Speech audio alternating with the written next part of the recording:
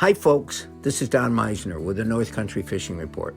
Now, I normally don't talk to you all about fishing the Salmon River, at least not that much, but it's a unique fishery, and right now is the key time. And most of you probably don't realize that I also do a segment for one of the stations down south of Watertown that talks about the fishing down there. And I wanted to use the information that I gathered this morning from my buddy Rocky, who is a guide on the Salmon River. And here's why. First of all, he told me that the water had come up. And because it had come up, it had dissolved a lot of the stuff along the shoreline, and the turbidity of the river was higher than normal. And so yesterday's fishing wasn't quite as good, but he said today the water's cleared a bit and there's some substantial numbers of steelhead in the river.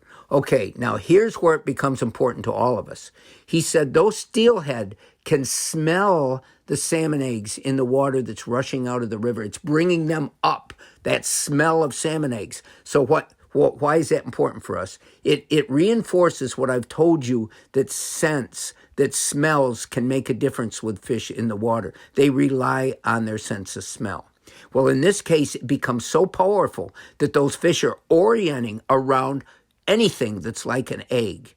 But here's the other thing that Rocky said to me. He said, presentation is far more important than what the lure looks like, what the fly looks like. It's the way you present it. And when these eggs are coming down through the current, they're heavier than the water, so they're bouncing along the bottom. If you don't make your presentation such that you have the right weight that allows that woolly bugger or salmon egg, whatever, to at least bounce at 2 or 3 times as it's being drifted down naturally in the current, you're not going to get strikes. Those fish aren't going to come up high to strike a fly or an egg. They're used to seeing that stuff along the bottom. So here's the other lesson. Even though we're not fishing steelhead all the time up here, the lesson is that presentation is everything. It can be far more important than what the lure looks like, or it's the key is to make whatever you use look like something that isn't going to alarm the fish, that they're going to want to eat.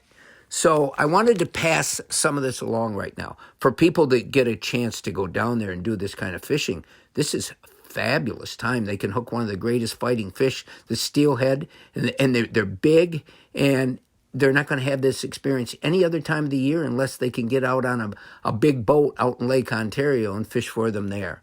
So until next time, folks, I hope I've passed along something that can help us as we think of the way we're going to fish next year. Until next time, this is Don Meisner with the North Country Fishing Report.